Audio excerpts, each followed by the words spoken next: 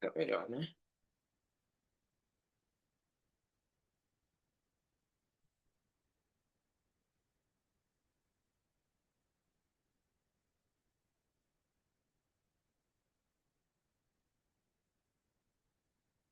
Olá, bom dia, boa tarde, boa noite, meu amigo, minha amiga.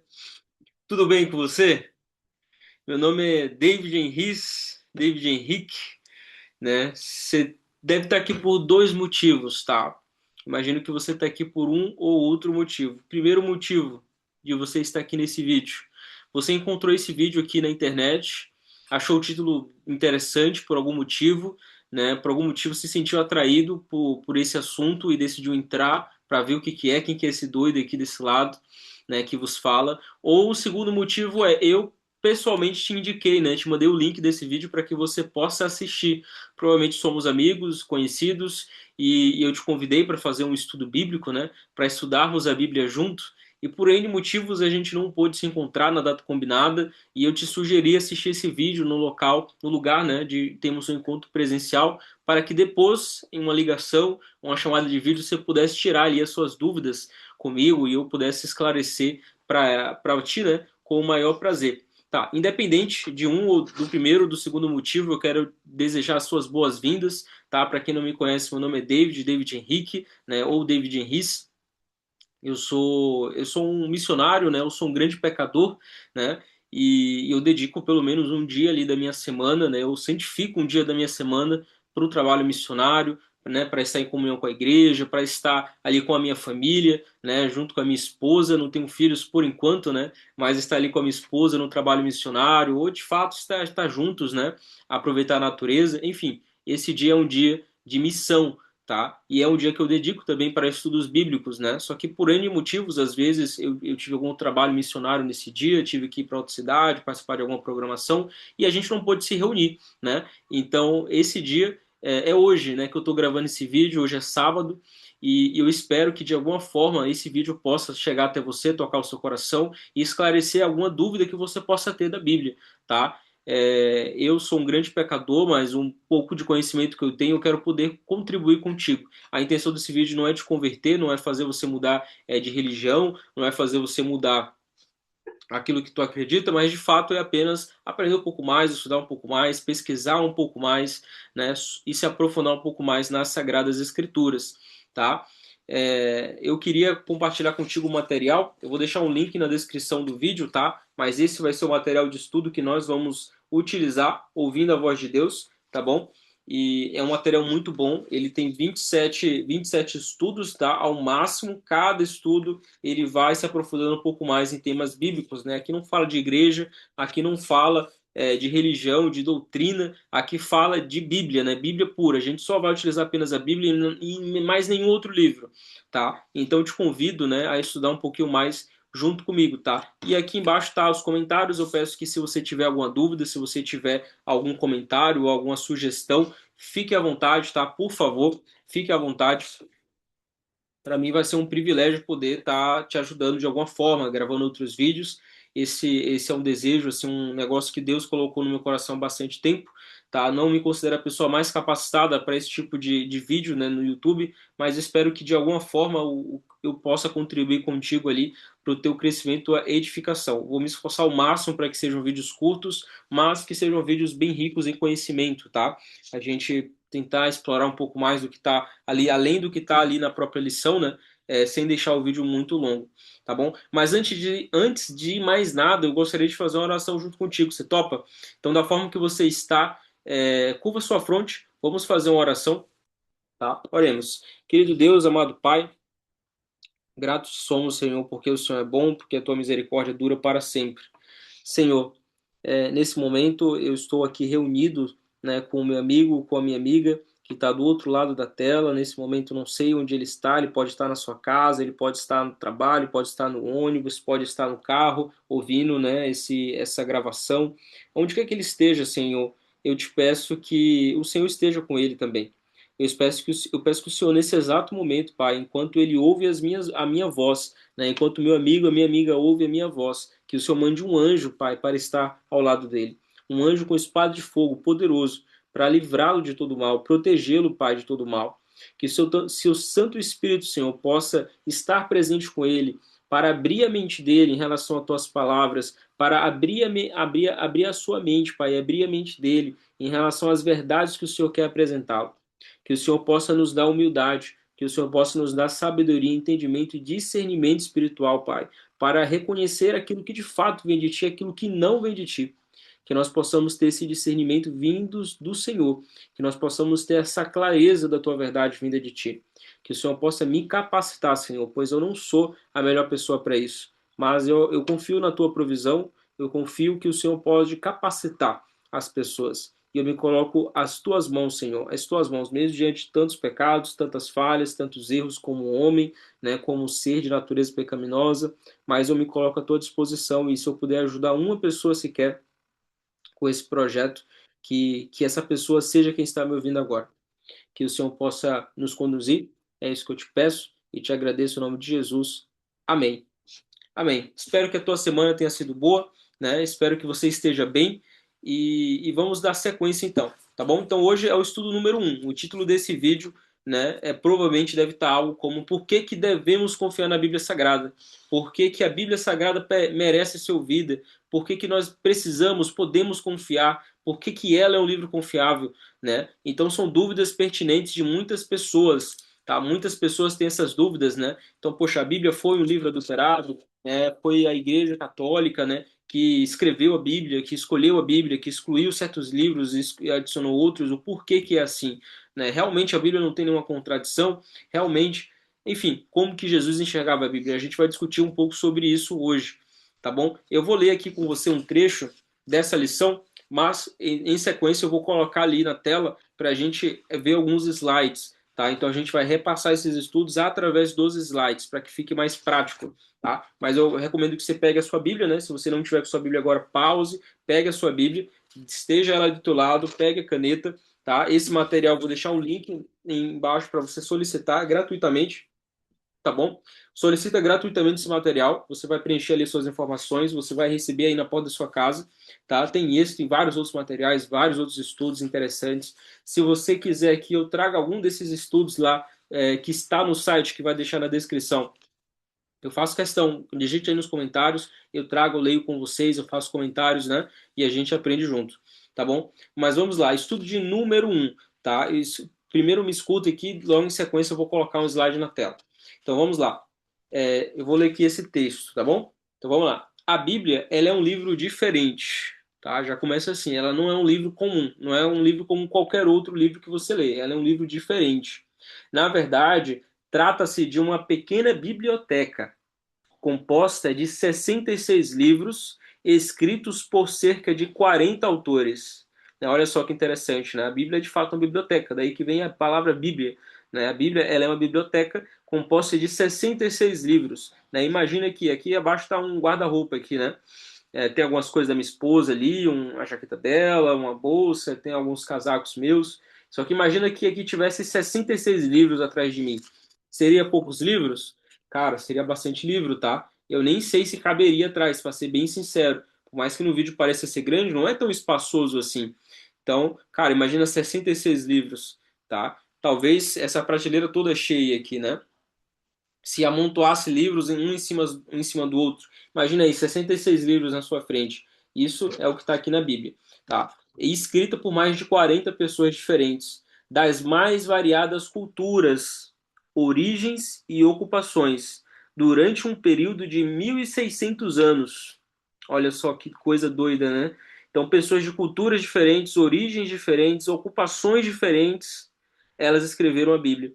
E olha só que interessante, em um período de 1.600 anos, essas pessoas, a maioria delas, 90% eu diria, elas nunca se viram. Elas nunca trocaram a palavra pessoalmente. E elas não se contradizem em sua mensagem. Isso é belo, né? Isso é belo. Apesar que algumas contradições, alguns textos fora de contextos fazem aparecer que existe contradição, se você estudar a fundo, se você de fato buscar entender a palavra com profundidade, né? E não pelo que as pessoas dizem, né? Você vai ver que a Bíblia ela não se contradiz em nenhuma palavra. E aqui eu ressalto, não quero que confie em mim, na minha palavra, eu não sou ninguém. Eu quero que você estude por conta própria. Tá? O meu papel aqui é te apresentar algo, te apresentar um pedacinho daquilo que eu estudei, tá? Um pedacinho muito pequeno, de um conhecimento muito pequeno, do pouco que eu tenho, mas você precisa estudar por conta própria. E se você estudar, você vai concordar comigo. A Bíblia é um livro incrível. Tá? Então, continuando aqui, milhares de pessoas literalmente já deram a vida em defesa das verdades nelas contidas. Por abraçarem essas verdades, olha só que interessante, presta bem atenção. Por abraçarem essas verdades, blasfemos já se tornaram reverentes. Ébrios se tornaram sóbrios. Criminosos se tornaram confiáveis. Ladrões se tornaram honestos. Adúlteros se tornaram puros.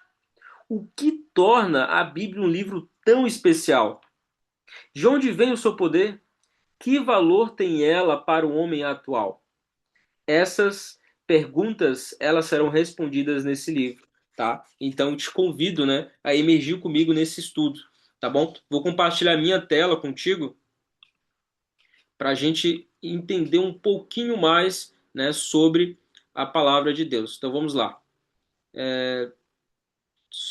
Tá, ok. Deixa eu só editar um pouquinho aqui o layout para que vocês consigam ver um pouquinho melhor aqui. Só uns. Tá, deixa eu arrastar para cá. Não sei se nesse exato momento vocês estão vendo, né, que eu estou arrastando, mas tudo bem.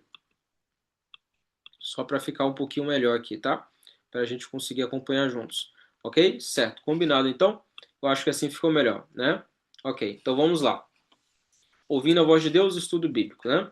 Então vamos passar um pouquinho, né? Aqui algumas coisinhas que a gente já leu, tá? Eu sempre vou ler aqui através do caderninho, eu acho que fica um pouco melhor, mas isso aqui é a mesma coisa, né? Através dela, blasfemos se tornaram reverentes, ébrios se tornaram sóbrios, ladrões honestos.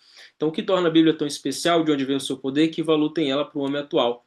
Aqui vai falar que a Bíblia, né? Ela vem de Biblion, que significa livros, é sinônimo de escrituras sagradas, né? Palavra de Deus, tá? Então, algumas informações ali que a gente já leu, tá? Então, ela contém 1.189 capítulos e 31.102 versículos. Ele é o livro mais vendido do mundo, tá? E traduzido para mais de 2.403 línguas diferentes. Toda escritura é inspirada por Deus. Então, vamos lá. Primeira questão aqui.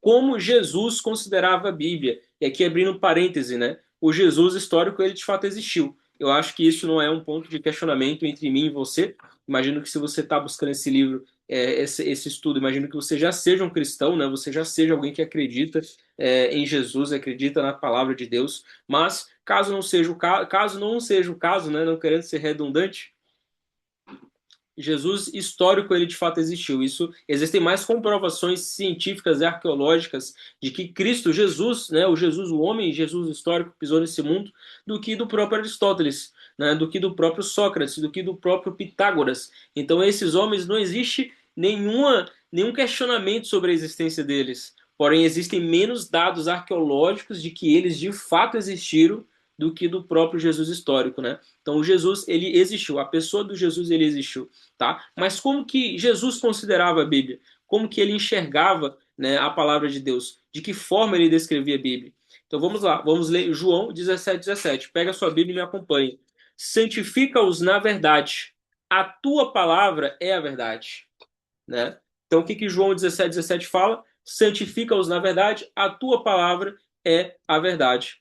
Então vamos lá, vamos complementar. Se você está com o seu caderninho, você preenche aqui com o seu papel e com essa canetinha, tá bom? Então santifica-os na verdade, a tua palavra é a verdade. Olha só, então a palavra de Deus é a verdade. O Jesus ele chamava as escrituras como verdade.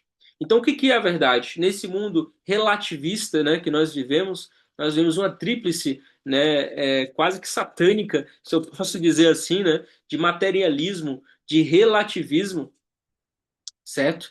É, é absurdo, né?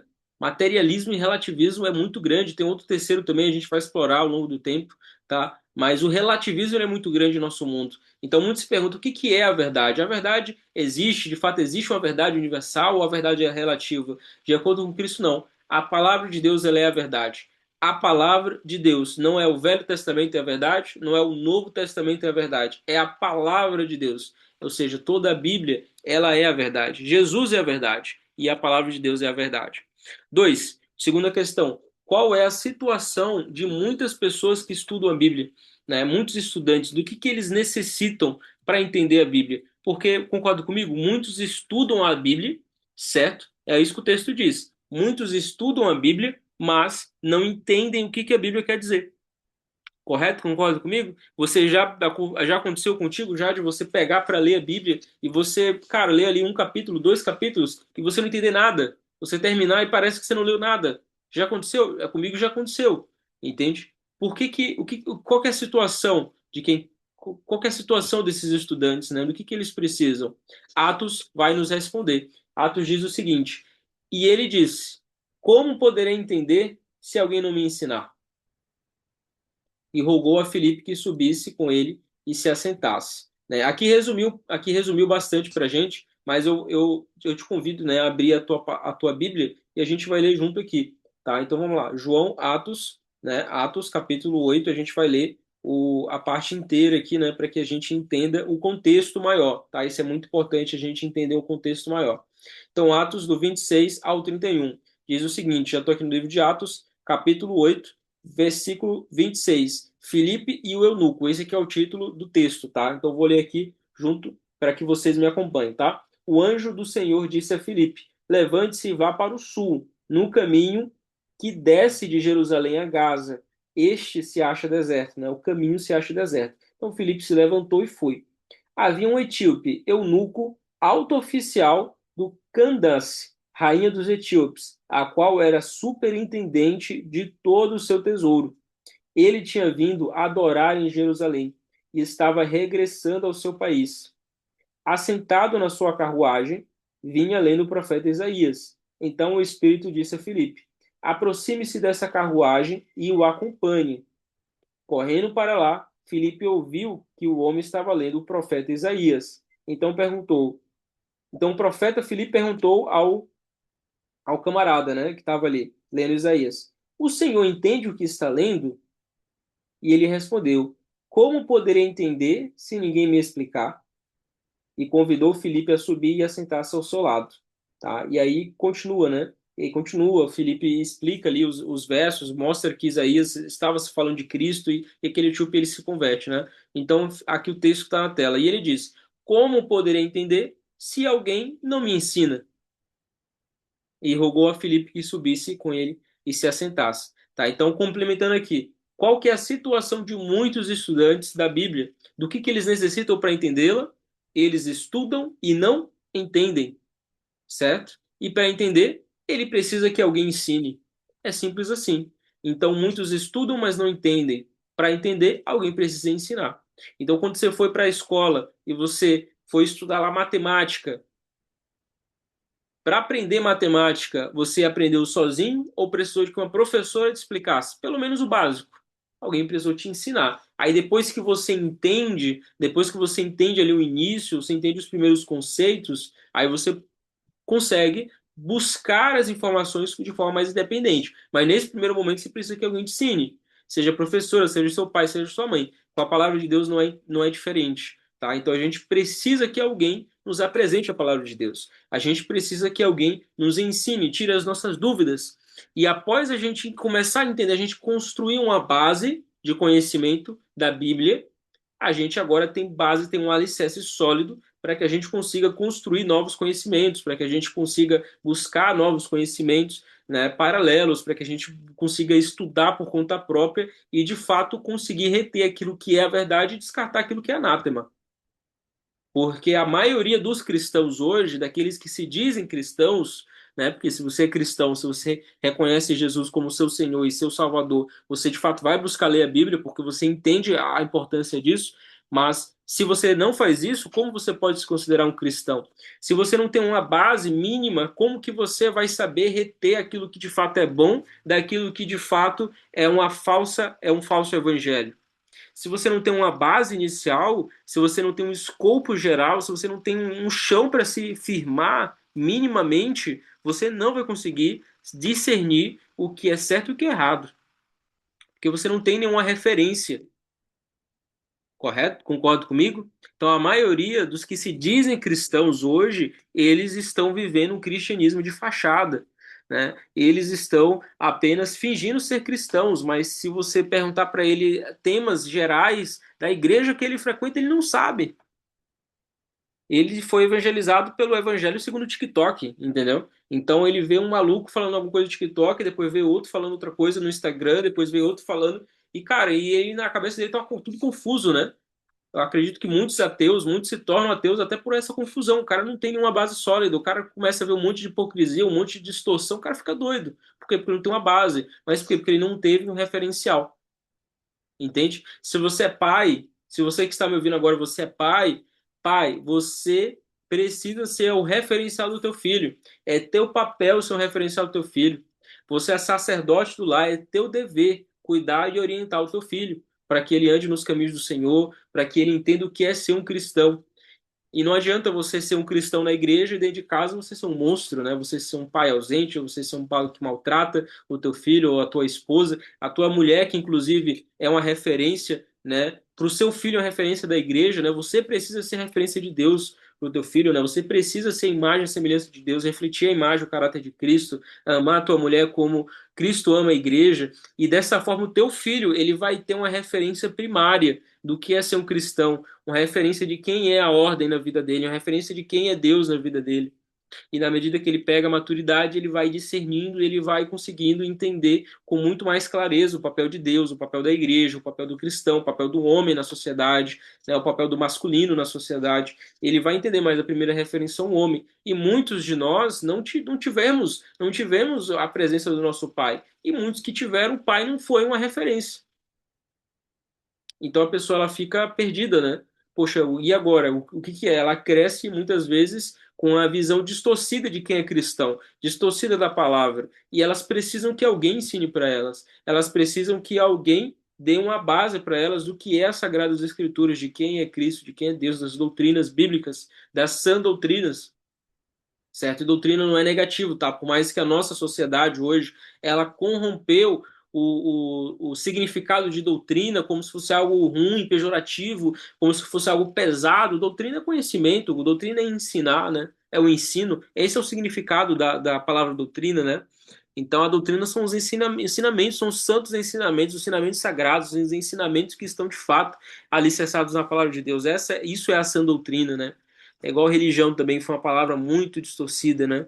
Hoje, fulano é religioso, é quase pejorativo, né? Você ouvir isso de alguém. Mas religião é a conexão com Deus. Então a igreja é uma espécie de religião, porque ela vai te fazer conectar com Deus, né? Você está entre amigos, você está exercendo religião, você está se conectando. Você assistindo esse vídeo agora comigo, você está exercendo religião, você está se conectando com Deus, né? Eu espero, tá? Mas prosseguindo, muitos estudam a Bíblia, mas não entendem, e para entender eles precisam que alguém ensine, tá? Então essa é a situação. Vamos lá. Três, a gente já está com quase, mais ou menos aí uns 20 minutos já. Eu não pretendo que fique muito longo, tá? Então vamos dar sequência aqui. Três, qual é a maneira correta de estudar a Bíblia? Tá? Então, o primeiro é como que Jesus considerava a Bíblia, tá? A gente viu que Jesus considera a Bíblia como uma verdade. Segundo, qual que é a situação de muitos estudantes da Bíblia? Ok, eu entendi que é a verdade, mas eu leio, mas eu não entendo. Então, ok, eu não entendo, mas como que eu vou estudar a Bíblia? Qual que é a maneira correta de estudar a Bíblia? Como que eu sei que a pessoa que está comigo, me ensinando, como eu sei que ela está fazendo de fato da maneira correta o estudo da Bíblia? A própria Bíblia, ela revela isso pra gente. Eu não preciso estar te dizendo isso, a palavra de Deus diz. Tá? Então vamos marcar verdadeiro ou falso aqui no seu caderninho, tá bom? Então vamos lá, temos alguns textos aqui, vamos ler Isaías 28:10. Isaías 28:10, ele vai dizer o seguinte pra gente, tá? Então vamos abrir aqui, Isaías. Ainda estou na dúvida se eu vou lendo com vocês abrindo a minha Bíblia ou se eu vou lendo pela tela, porque já está na tela de qualquer forma, né? Mas vamos lá, abrir aqui. Isaías 28:10 diz o seguinte: Porque nos fala como crianças, repetindo palavras e frases. Uma palavra, depois mais outra. Um pouco aqui e um pouco ali. Né? Então o texto está dizendo assim, ó, porque é mandamento sobre mandamento, mandamento sobre mandamento, regra sobre regra, regra sobre regra. Um pouco aqui e um pouco ali. Né? A tradução está um pouco diferente, mas é basicamente isso. O ponto que vocês devem prestar atenção é o ponto final ali, ó, um pouco aqui e um pouco ali. Então, qual que é a maneira de estudar a Bíblia? Vamos lá. Primeiro, comparar textos que tratam do mesmo assunto. Verdade. A gente tem que comparar textos. Lembra? Um pouco aqui e um pouco ali. Então, às vezes, no Novo Testamento, eu estou lendo um assunto lá sobre santificação. Um exemplo, né? Estou lendo um assunto sobre santificação. Daí eu leio um pouquinho ali, daqui a pouco eu volto, estou lendo alguma coisa no Velho Testamento, eu vejo que lá também fala sobre santificação. Como que eu vou saber o que que a Bíblia de fato fala sobre santificação? Eu vou pegar só o que eu li no Novo Testamento? Errado. Se eu pegar um texto fora de contexto, eu posso criar um pretexto. Eu posso acabar entendendo e pregando aquilo que eu acho que eu quero. Então eu também vou comparar com aquilo que eu li sobre santificação no Velho Testamento. Então eu vou comparar com aquilo que eu li sobre santificação lá no livro de Isaías, lá no livro de Daniel, lá no livro, entendeu? Então eu vou comparar vários textos que tratam sobre o mesmo assunto. Eu vou buscar como que a Bíblia inteira fala sobre aquele assunto, seja qual for o assunto. Você quer saber sobre masculinidade, feminilidade, você quer saber sobre santificação, você quer saber sobre o sábado, você quer saber, independente, sobre riqueza, prosperidade, que seja. O que que a Bíblia fala sobre isso? Você vai ler vários textos que falam do mesmo assunto e você vai chegar numa conclusão, tá? Então essa é a forma correta de estudar a Bíblia, verdadeiro, tá? Buscar outras passagens que explicam do mesmo assunto. E aí, verdadeiro ou falso? Verdadeiro também, né? Então é a mesma coisa, você vai buscar outras passagens que explicam do mesmo assunto. Você vai estudar sem pedir orientação do Espírito Santo. Falso, falso. Você não pode ler pelo que você quer, entendeu? Então entenda assim, ó, meu querido, minha querida, isso aqui é muito importante. A tua interpretação da Bíblia, ela é inútil, entendeu? Escuta bem, o que você acha que a Bíblia quer dizer para você, o que você acha que a Bíblia está dizendo para você é inútil. Você ó, pega e joga no lixo, não serve para nada. A tua interpretação, ela é inútil. Você nunca pode colocar a tua interpretação sobre a Bíblia. Isso está errado. Você está colocando o teu desejo sobre a palavra de Deus. Tem que ser o contrário. Você tem que olhar e se perguntar assim, ó, o que que a palavra de Deus quer dizer para mim? O que que ela está dizendo para mim? Não o que eu acho que a Bíblia quer dizer. Então, nesse pensamento de que eu vou interpretar a Bíblia, nesse pensamento relativista, nesse pensamento nominalista, nesse pensamento alegórico, onde eu vou aplicar o significado da palavra, é daí que vem as distorções teológicas, é daí que vem teologia da prosperidade, é daí que vem teologia da libertação, é daí que vem teologia LGBT, entende? Por quê? Porque a pessoa querendo impor a sua própria interpretação na palavra de Deus. Tá errado, serve de nada, tá totalmente equivocado. Eu tenho que olhar para a palavra de Deus e perguntar assim, ó, Pai, me mostra o que o Senhor quer dizer para mim. Dai-me a tua capacidade, dai-me capacidade para interpretar a tua palavra, para me entender o que o Senhor quer dizer. E existem várias ferramentas para isso, né? Então, na teologia, a gente vai estudar várias coisas para aprender sobre como interpretar. A gente vai estudar uma delas, é hermenêutica. O que é hermenêutica? É poder entender o que de fato o texto quer dizer e não o que eu quero que o texto diga. Então, ali a gente vai estudar sobre contexto primário, contexto secundário, enfim, contexto menor, contexto maior. A gente vai entender sobre a arqueologia da época, vai entender sobre a cultura, vai entender sobre as línguas originais, porque assim eu vou tendo mais contexto do que aquele texto quer dizer. Então, muitas vezes eu leio um texto aqui agora e, na minha era, um pleno ser humano do século XXI, né, eu estou lendo ali pós-moderno, urbano, cara, eu vou ler aquilo dali e eu vou ter uma interpretação. Por quê? Porque o meu contexto ele vai me forçar a ter uma interpretação daquele texto diferente da interpretação de, sei lá, Martinho Lutero, entende? Diferente de um camponês pós-Cristo ali, que Cristo subiu na grande auge da perseguição ali de Roma, o camponês ele vai ler o texto, ele vai ter outra interpretação de acordo com o período dele. Se eu faço por conta própria, vai ser assim. Agora, se eu peço a orientação do Espírito Santo, se eu busco entender o contexto, se eu busco entender as línguas originais, se eu busco entender o contexto primário, secundário, aí eu vou de fato entender assim, ó, não é o que eu quero dizer, mas o que que Paulo está querendo dizer para mim com esse texto, o que que Cristo está querendo dizer para mim com essa parábola. Não é mais o que eu interpreto, é o que ele quer dizer. Aí muda tudo, aí de fato eu começo a entender o que que é a palavra de Deus, o que que ela quer dizer para mim, não mais o que eu quero saber, entende? Então eu sempre preciso pedir orientação do Espírito Santo quando eu vou abrir a palavra de Deus para ler, para mim entender e discernir o que ele de fato quer dizer e não aquilo que eu quero. Porque isso não é fácil, né? Senão eu vou querer tirar as coisas que não me convêm e eu vou querer apenas manter aquilo que me convém. Daí que surgem tantas igrejas, daí que surgem tantas distorções no meio evangélico. Então, um cara não concorda com o que outra igreja. Que maluquice é essa? Isso não agrada a Deus, tá? Então é sempre um pouco ali, um pouco aqui sobre o mesmo assunto. Então, 4, vamos lá. Questão de número 4.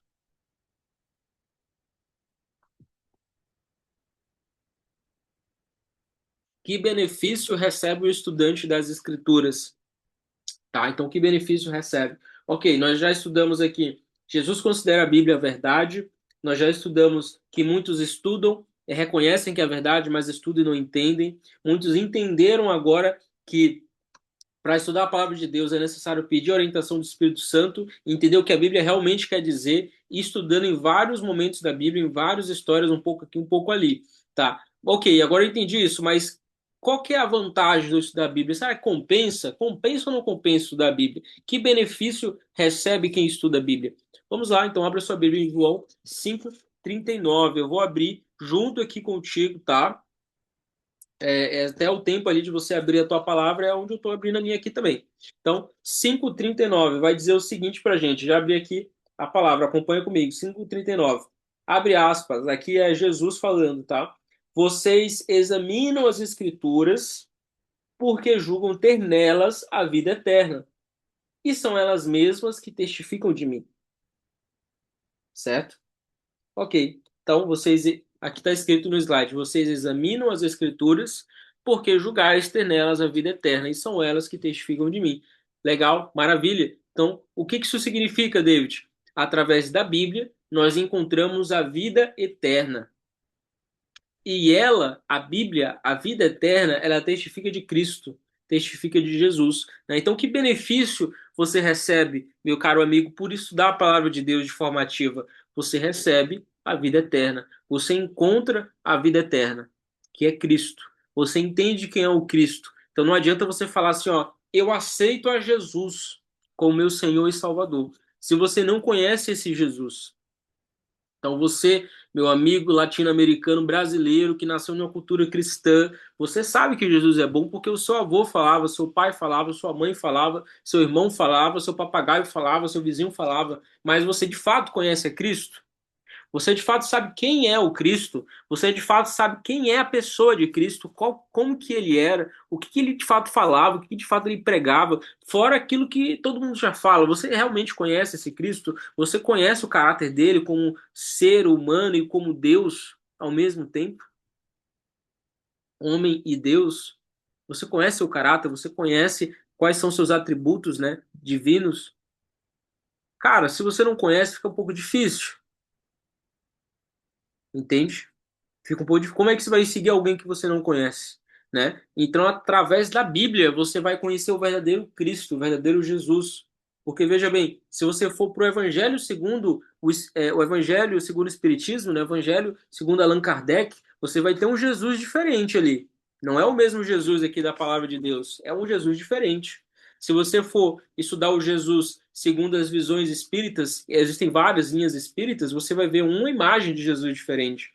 Até no candomblé, em qualquer outra religião, você vai ter representações diferentes de Jesus. Se você estudar o Jesus histórico, você vai ter uma representação diferente. Se você estudar o Jesus gnóstico, você vai ter uma interpretação diferente, certo?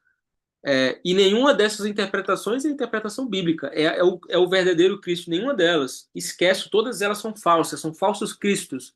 Né? O próprio Jesus falou isso em suas escrituras, né? Surgirão falsos cristos e falsos profetas, né? Enganando a muitos, né?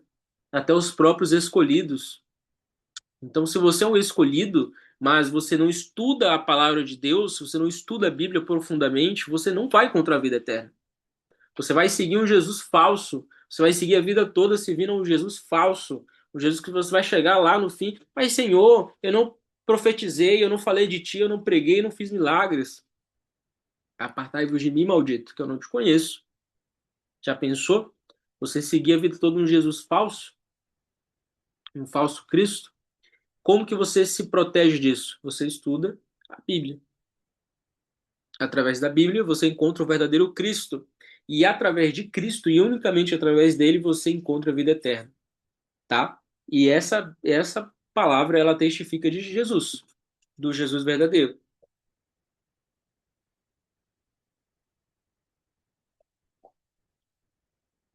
Então vamos lá. Jesus, meus queridos, ele é o personagem central da Bíblia. Cada página da Bíblia revela o seu amor e o seu desejo de nos salvar. Lendo-a, encontramos o caminho da salvação, tá? Então, através unicamente dele. 5. Que outro benefício prático advém de examinar a Bíblia? Ok, beleza, então vamos recapitular. Eu entendi que Jesus considera a Bíblia a verdade. Ele falou, a Bíblia é a verdade, né? Ele é a verdade e ele apontou a Bíblia como a verdade. Nós entendemos que muitos reconhecem isso, mas estudam a Bíblia, mas não entendem nada. E precisa que alguém ensine, certo? Ok, mas como que eu vou estudar da forma correta? Como que eu vou orientar alguém da forma correta? Ou como que eu sei se estou me orientando da forma correta? Então, um pouquinho aqui, um pouquinho ali, peço a orientação do Espírito Santo e ele vai me guiar, certo? Ok, mas que benefício eu tenho? Eu encontro a vida eterna, eu encontro o verdadeiro Cristo, né? E através dele eu encontro a vida eterna. Mas não acaba por aqui. Que outro benefício prático advém de examinar a Bíblia?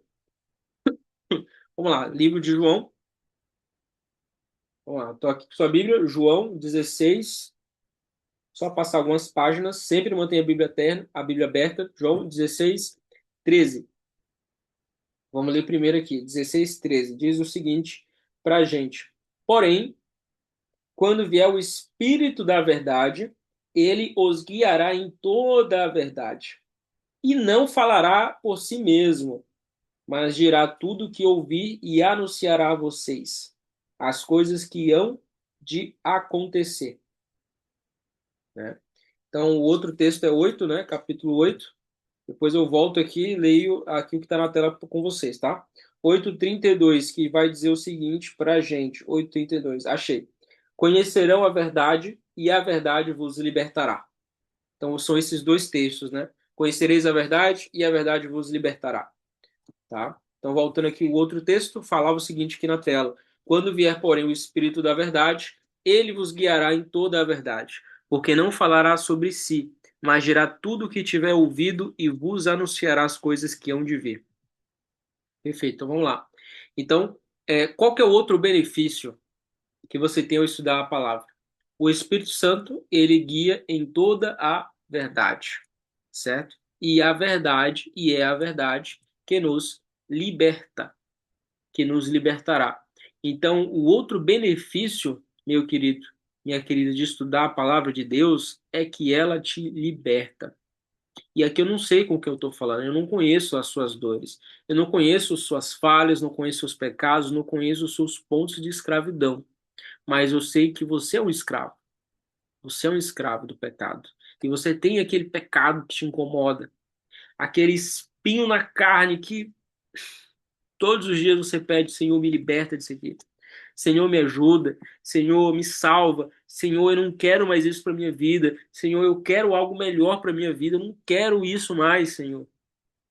E você luta, e você se esforça, você fala para si que você vai mudar, e você fala para sua esposa que você vai mudar, você fala para sua família que você vai mudar, fala para seus filhos que você vai mudar, mas você não muda.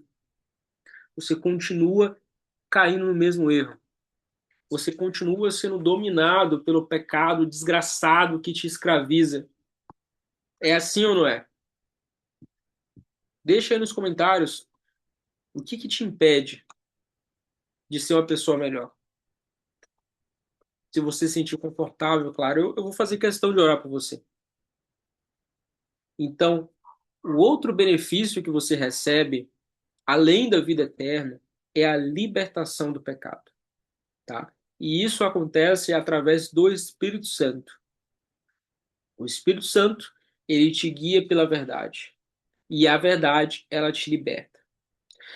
Agora, isso não é só subjetivo, mas isso é prático. Isso não é apenas subjetivo, mas é objetivo. Isso tem várias aplicações. Então, a verdade, ela vai te guiar. A verdade, ela vai te mostrar: filho, você deve fazer isso. Filho, você não deve fazer isso. Por mais que muitas vezes você não entenda o porquê de certas coisas não podem ser feitas. Se você estudar um pouquinho mais, você vai entender. A Bíblia é perfeita nisso, tá? Mas a verdade, ela vai te libertar de muita coisa. A Bíblia, os conselhos bíblicos, os conselhos divinos que estão aqui presentes, vão te libertar de muita coisa. Acredite, vão te libertar de muita coisa mesmo.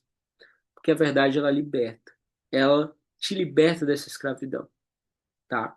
Então, quando você não tem conhecimento, você está preso, você está cego, você está vendado. Mas quando você agora tem acesso à luz, tem acesso à liberdade, você tem acesso à visão, você tem acesso a fora da caverna, você se torna verdadeiramente livre. E a verdade, ela faz isso contigo. A verdade é Cristo, tá? Enfim, aqui a gente dá para explorar isso aqui de dezenas de vezes, fica até confuso, porque eu fico falando aqui, eu fico pensando em outras analogias que a gente pode utilizar para isso, mas é um fato. O Espírito Santo, ele te liberta desse pecado que você tá. O Espírito Santo, ele te liberta da sua situação, por mais horrível que ela seja, ele pode te libertar disso, tá? E ele te liberta, ele te salva e ele te transforma em uma pessoa melhor, tá bom? Então vamos dar sequência. Quem dirigiu os profetas a escreverem a Bíblia? Tá? Então a gente já entendeu bastante coisa aqui, né? A gente entendeu que a Bíblia é a verdade e a gente deve confiar nela, né? Porque o próprio Cristo apontou ela como a verdade.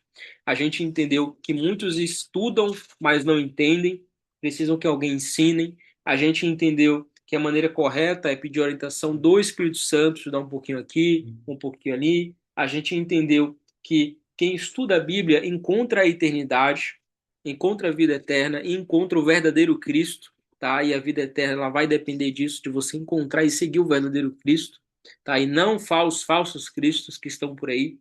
A gente entendeu que fora isso, a verdade ela também liberta, né, quem a lê. A verdade ela liberta quem a lê. A Bíblia liberta quem a lê. Então lembra, a verdade é Cristo, a verdade também é a Bíblia.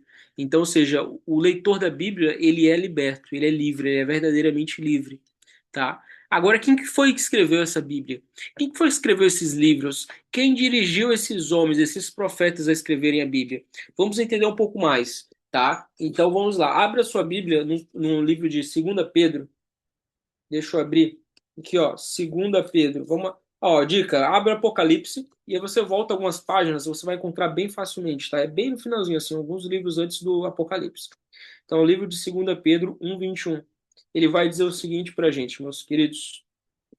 Vamos avançar aqui, ó. 2 Pedro 1:21. Diz o seguinte: porque nunca, jamais, qualquer profeta foi dada por vontade humana, qualquer profecia foi dada por vontade humana. Entretanto, homens falaram da parte de Deus, movidos pelo Espírito Santo, tá? Então aqui na nossa página tá, vou ler de novo, porque a profecia nunca foi produzida por vontade de homem algum. Olha só, já está um pouco diferente e tá bem interessante. Mas homens santos. Homem, esse santo não significa que é perfeito, mas é separado. Se você for buscar o significado original de santo, não é alguém perfeito, é alguém separado. É alguém que foi separado para a obra de Deus. Então imagina que eu tenho um celular, aqui ó, tem um celular, e agora eu vou santificar esse celular. Então esse celular, eu só vou utilizar esse celular para a obra do Senhor. Então só vou usar ele para gravar vídeo, para tirar dúvida, é para gravar algum evento da igreja. Eu vou santificar esse celular para a obra de Deus. Então o celular agora vai ser santo, é um celular santo, ele é só para a obra de Deus. Nada que não seja da obra de Deus não passa por aqui. Então, isso é ser santo. Isso não significa que o salário é perfeito, não tem um defeito, mas ele é separado, ele tem um propósito, né? Vamos colocar assim, né? É daí que vem os santos da Igreja Católica, né? Não significa que eles são perfeitos, apesar que tenha todo o crivo, todo o critério para ser considerado um santo. Mas eles também eram pecadores, assim como qualquer um outro. Porém, eram homens e mulheres separados, dedicados, comprometidos com a obra de Deus, tá? Então vamos lá. Porque profecia nunca, porque a profecia nunca foi produzida por vontade de homem algum, mas os homens santos de Deus falaram inspirados pelo Espírito Santo, né? Ou seja, quem foi que dirigiu os profetas a escreverem a Bíblia? Então, homens santos falaram da parte de Deus, movidos ou guiados pelo Espírito Santo, certo? Então, eles não falaram por conta própria, eles não falaram porque eles queriam falar, ah, não, eu falei o que estava no meu coração. Não é assim. O Espírito Santo guiou eles. O Espírito Santo conduziu eles para que eles escrevessem aquelas coisas. Então eles não falaram por conta própria, eles falaram, né, a vontade de Deus traduzido pela linguagem humana. Então, como homens, em alguns momentos eles podem cometer erros ao se expressarem, mas a mensagem, ela é santa. A mensagem é uma só, entendeu? Então, às vezes, em alguns momentos da Bíblia, um escritor vai falar, em certa cidade havia 12 mil habitantes. Um exemplo. Aí, em um outro livro, o outro vai falar, não, naquela cidade tinha 21 mil habitantes. Tá, mas e aí, tinha 12 ou 21? Não interessa. O importante é o que aconteceu naquela cidade. Foram homens que escreveram as escrituras no linguajar humano, mas eles foram guiados, a mensagem foi guiada, movidas pelo Espírito Santo. A mensagem é uma só. A importância é estar na mensagem, estar no que aquilo quer dizer para nós, não na palavra por palavra, que podem sim ter erros. Qualquer teólogo, né, qualquer um que seja um estudante realmente sincero, um estudante ávido, vai reconhecer que existem pequenas palavras erradas, pequenas.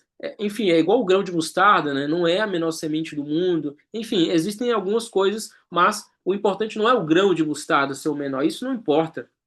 Se bem que a gente pode argumentar que talvez para a época pode ser considerado para aquela região e tal, mas isso não importa, não interessa. O que interessa é se você tem uma fé menor que seja, insignificante que seja para qualquer um, você pode mover montanhas. Essa é a mensagem, tá? E essa mensagem ela é guiada pelo Espírito Santo, entendeu? A analogia, o exemplo, tanto faz. O importante é que a mensagem seja dada, entende?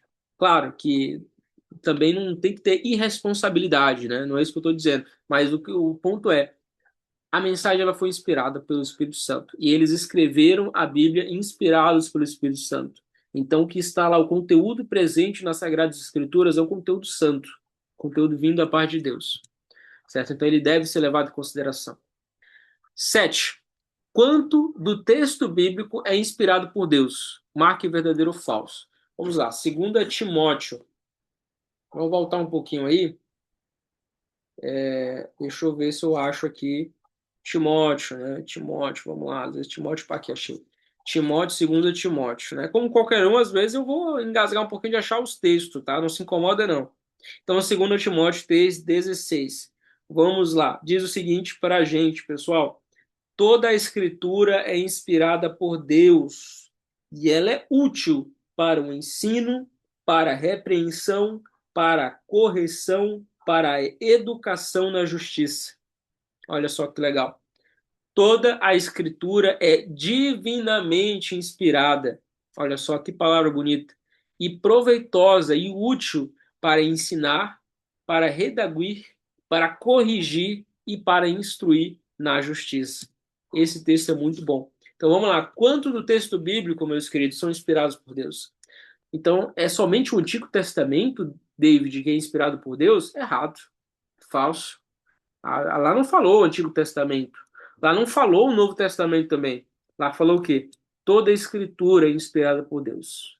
Ou seja, do Velho Testamento ao Novo Testamento, de Gênesis a Apocalipse, todos os capítulos, todos os livros, eles são inspirados por Deus. E eles são úteis para correção, para instrução, enfim. Então toda a palavra é útil. Então se a tua igreja, ou se você ouvir alguém falar para você, cara, só o Novo Testamento que tá valendo, o Velho Testamento, cara, ficou para trás, isso é coisa de judeu, isso é coisa de velha lei, não sei o quê. A gente vai estudar sobre isso também mais para frente. Essa pessoa, infelizmente, ela tá equivocada. Ela não tá falando da parte de Deus. Isso aí ela tá distorcendo. Ela ouviu alguém falar isso para ela, ela repetiu, né? Ou era uma pessoa mal informada. Ela está equivocada, ela foi instruída de forma errônea. A palavra de Deus está falando, não sou eu que estou te falando. Não é o David que está te falando aqui, ó. Não, confie na minha palavra, é toda a Bíblia. Não, tá aqui, ó. A palavra de Deus está falando em 2 Timóteo. Toda a escritura é inspirada por Deus. Acabou. Então, não tem conversa. Então, você deve sim levar em consideração o Velho Testamento nos seus estudos. Você deve sim também levar em consideração o Novo Testamento nos seus estudos. Porque toda a Bíblia é inspirada, certo? Então vamos dar sequência. Segundo o texto, a Bíblia é útil para o ensino, repreensão, correção, para a educação na justiça Então, pela leitura da Bíblia, o nosso caráter ele é transformado, né? Então, mais uma vez, pai, você é responsável pela instrução do teu filho, se você é pai de filho pequeno. Então, assim, ó, pela leitura da Bíblia, pai, o seu filho vai ter o caráter transformado. Se você não tem o culto familiar na sua casa, se você não faz o devocional com sua família, se você não leva sua família para a igreja, se você não conta uma história da Bíblia para ele toda noite antes de dormir, para ele pegar gosto, dificilmente você vai ter um filho do jeito que você espera. Um filho justo, um bom cidadão, um bom homem de caráter, não significa também que, se eu não faço isso, naturalmente todo filho vai ser ruim. Também não significa. Mas não reclame se o seu filho tiver o caráter distorcido, se você, pai, não está cumprindo o seu papel como um homem, como pai de fato. Então é pela leitura da Bíblia o seu caráter transformado, né? Especialmente o caráter das crianças, que está se formando o caráter delas, né? Ainda está em formação. Então a leitura da Bíblia é importante. E se você não é mais uma criança, não tem problema, o Espírito Santo ele transforma o teu coração, o Espírito Santo ele faz o impossível, né? Mas o seu caráter só vai ser transformado, meu querido, minha querida, se você hoje tem e reconhece que tem defeitos de caráter, ele só vai ser transformado se você, né, ler a palavra de Deus. Se você não ler a palavra de Deus, eu lamento, mas não vai mudar nada. Você pode orar aí à vontade, você pode fazer o trabalho missionário que for. Se você não tem alimentação com a palavra de Deus, você não vai crescer. Não vai crescer. David, mas eu não tenho acesso. Cara, se você tem acesso à internet, tem acesso à Bíblia. David, mas e o fulaninho lá, não sei aonde, lá na ilha de não sei o que não tem acesso? Aí é outra história. Entendeu? Aí o Espírito Santo ele trabalha, ele reconhece, ele entende as necessidades e capacidades de cada um. Mas se você tem essa capacidade, se você tem essa oportunidade, meu amigo, ele não vai fazer, Deus não vai fazer por você, meu querido, o que você tem que fazer. Então, assim, ó, uma vez eu vi uma frase que fala o seguinte: cara, eu guardei essa frase no meu coração, tá? Deus, ele quer fazer tudo por você, ele vai fazer tudo por você, menos a sua parte, tá bom? Então não adianta você pedir para Deus, Senhor, transforme o caráter, me muda, faça com que eu seja uma pessoa menos invejosa, uma pessoa menos rancorosa, uma pessoa menos egoísta. Se você não lê a palavra de Deus, se você não tem comunhão com as Escrituras, se você não tem intimidade com a palavra de Deus, cara, esquece. Se você tem a possibilidade, mas você não faz a sua parte, esquece, você tem que ler a Bíblia. Então é pela leitura da Bíblia o seu caráter que vai ser transformado, tá? Então, claro, a oração, ela vai, com certeza, tudo isso é importante, nada disso eu excluo. Mas se você não tem a leitura da palavra, se você não lê a palavra de Deus, se você não está em contato com a verdade, você não vai ser transformado. Você é aquilo que você lê, você é as pessoas que você convive, você é aquilo que você come, aquilo que você escuta. Então, se você não se alimenta da palavra, você não vai ser parte, né, do caráter de acordo com a vontade de Deus. Tá bom? Então, 8. Que parte da Bíblia não foi escrita por autores humanos? Você sabia que tem uma parte da Bíblia que não foi homem que escreveu? Sabia disso? Você não falou que foi a Bíblia toda alguém que escreveu? Não, tem uma parte que não foi homem nenhum que escreveu.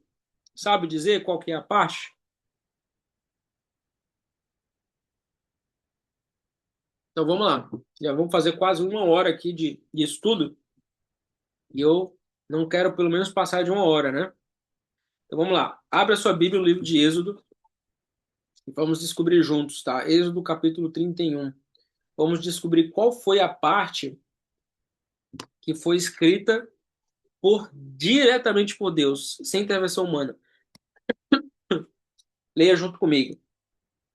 Êxodo 31:18. Quando o Senhor acabou de falar com Moisés, lembra de Moisés? Lá no Monte Sinai, deu a ele as duas tábuas do testemunho, tábuas de pedra, escritas pelo dedo de Deus, né? Aqui no nosso slide. Vou ler de novo. E deu a Moisés, quando acabou de falar com ele no Monte Sinai, as duas tábuas do testemunho, tábuas de pedra escritas pelo dedo de Deus. O que Deus deu a Moisés ali nessas tábuas? Os 10 mandamentos, tá? Então, a lei de Deus, os 10 mandamentos, toda a Bíblia é inspirada por Deus, escrita por homens. Mas a lei de Deus, os 10 mandamentos, esse não foi escrito por dedos humanos, por mãos humanas, foi escrita diretamente pelo próprio Pai.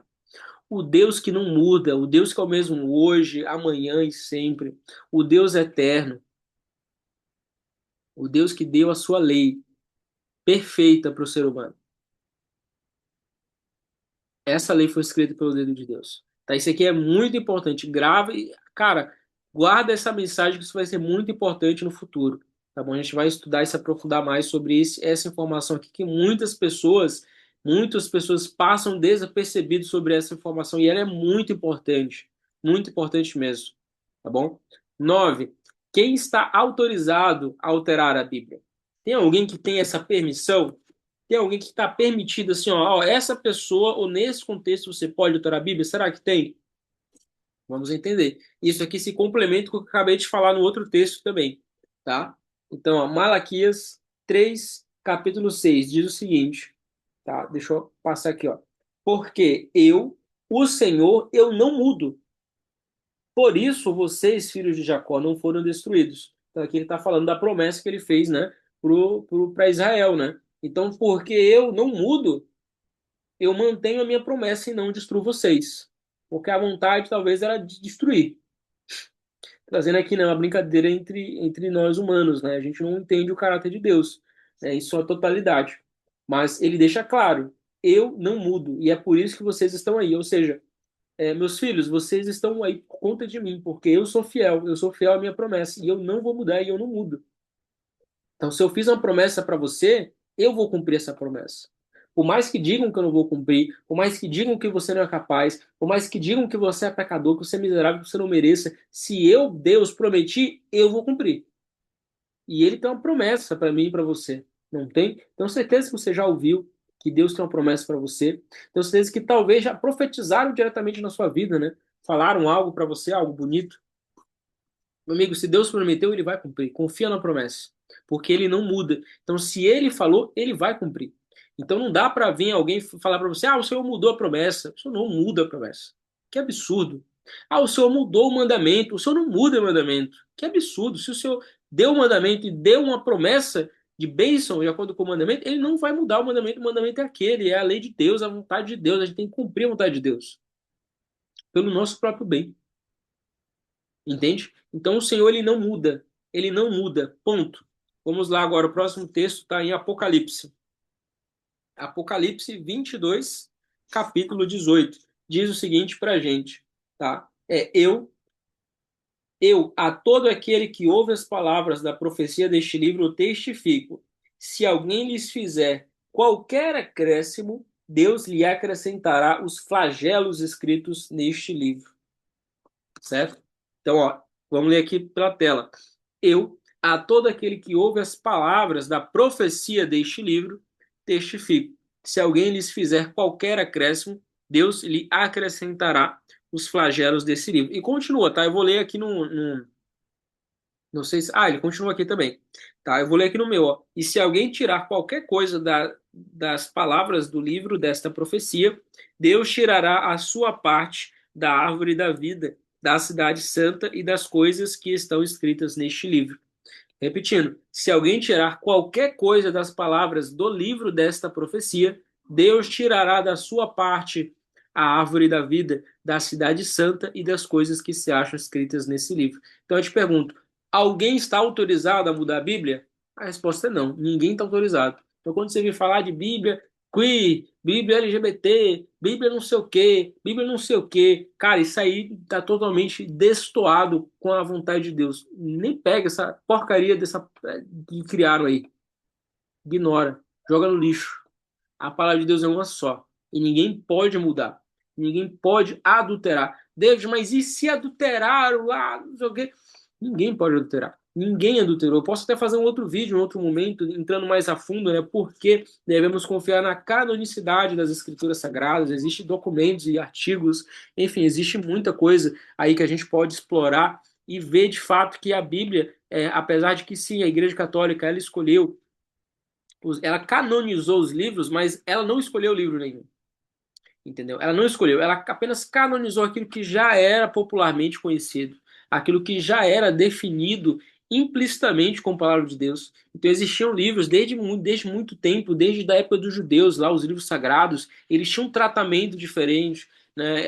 Eles nem tocavam, você não sabe, eles não tocavam com o próprio dedo na Bíblia, de tanta autoridade que existia, de tanto reconhecimento que existia divinamente daquelas escrituras.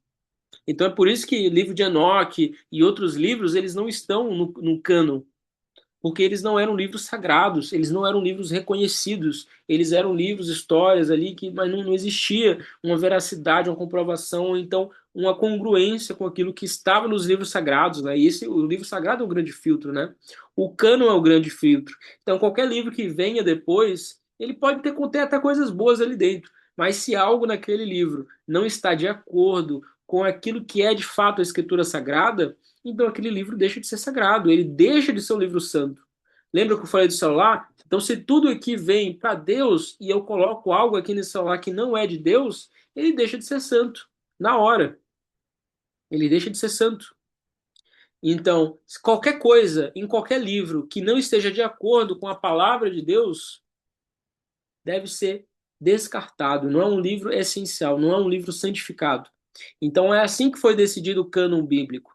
Já era já era aceito por todos os santos da época. Desde o Velho Testamento ali com os judeus, né? Você vai ter a Torá, e nós temos na nossa Bíblia exatamente a Torá judaica, são exatamente os mesmos livros, só que a gente tem algumas divisões a mais, né, nos livros, que eles não têm mais o mesmo conteúdo. Eram livros santos, né, já considerados santos por eles, e esse é o nosso Velho Testamento. E o nosso Novo Testamento, eles já eram livros que também eram considerados santos, já pelos fiéis, pelos crentes da época, né, livros que estavam de acordo ali com a mensagem de Cristo, do Salvador, e todo e qualquer outro livro que até poderia ser interessante a nível de conhecimento, história, né, ou algum ensinamento que não estava congruente com a mensagem principal, esse livro era descartado, esse livro ficou de fora. Então, o que a Igreja Católica fez foi apenas oficializar os livros sagrados, que é essa Bíblia que nós temos hoje. Essa aqui, em particular, é a Bíblia protestante, né? A Bíblia católica, de fato, ela vai ter alguns livros a mais, né? Que vão ser acrescentados ao longo do tempo, né? Mas o cânon é isso que nós temos hoje na Bíblia protestante. Esse é o livro que, de fato, todos os santos da época, né? Em todas as igrejas, eles tinham esse consenso, tá? Então ninguém está autorizado a mudar a Bíblia. Essa Bíblia que nós temos hoje, né? Ninguém está autorizado. Ninguém pode adulterar a Bíblia, mudar ou falar que Deus mudou, né? Porque Deus ele não muda, tá? Deus ele é o mesmo sempre, certo? Tá. E para finalizar, a última questão 10. Como são chamados os praticantes dos ensinos bíblicos? Vamos lá. Livro de João, capítulo 13. Vamos abrir nossa Bíblia. João, capítulo 13, verso 17, diz o seguinte para a gente, pessoal: se vocês sabem estas coisas, bem-aventurados serão se as praticarem. Tá? E Tiago 1:2 vai dizer o seguinte para a gente. Deixa eu abrir aqui para a gente o livro de Tiago. Já passei aqui pelo livro de Tiago. Tá, Tiago, capítulo 1:22 diz o seguinte para a gente: sejam praticantes da palavra e não somente ouvintes, enganando a vocês mesmos. Ó, isso aqui é pedrada, hein? Relendo aqui na tela para vocês. Agora que sabeis estas coisas, bem-aventurados são se as fizestes, né? Em outra tradução, né? Felizes vocês serão se vocês a praticarem, né? Então, agora que você tem esse conhecimento, que ninguém pode adulterar, né? Então, vamos recapitular aqui tudo que a gente falou. Você entendeu agora, você entende agora que a Bíblia ela é a verdade, né? O Cristo, Jesus, ele é a verdade, ele apontou a Bíblia também como verdade, né? A gente entendeu que muitos de vocês, muitos de nós, estudamos a Bíblia, mas não entendemos. A gente entende agora, a gente sabe que precisa que alguém nos dê orientação, que alguém nos mostre, que alguém construa uma base, nos ajude a construir uma base de referência para que a gente possa estudar mais para frente, para que a gente possa explorar novos horizontes, mas tendo uma base, um caminho para voltar. E a partir desse caminho eu vou julgar. Eu vou julgar com a orientação do Espírito Santo aquilo que de fato está de acordo com aquilo que não está, né? A gente entendeu a forma correta de estudar a Bíblia, né? Ou seja, um pouquinho aqui, um pouquinho ali, pedindo a orientação do Espírito Santo.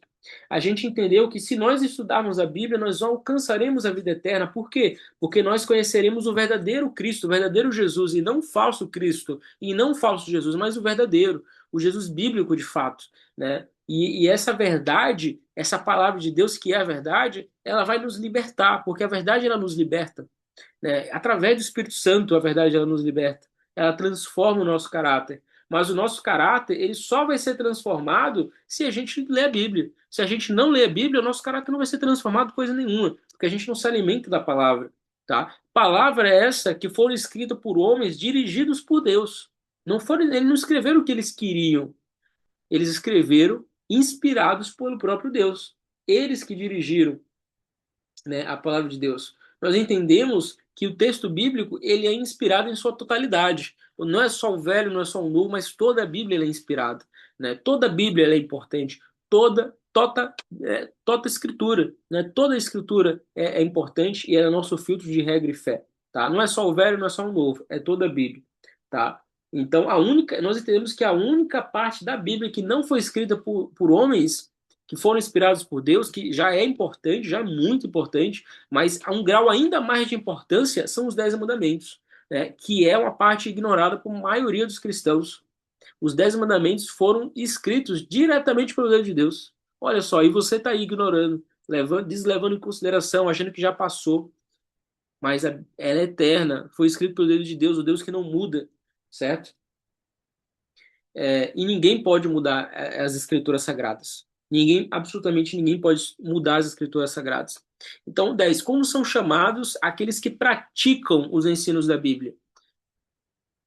São chamados de felizes. Então o texto diz: agora que você que está me ouvindo agora, você aí que está do outro lado, agora você que sabe essa coisa, e tudo isso que eu te falei, agora você entende isso, você vai ser feliz se você as fizer, se você as praticar.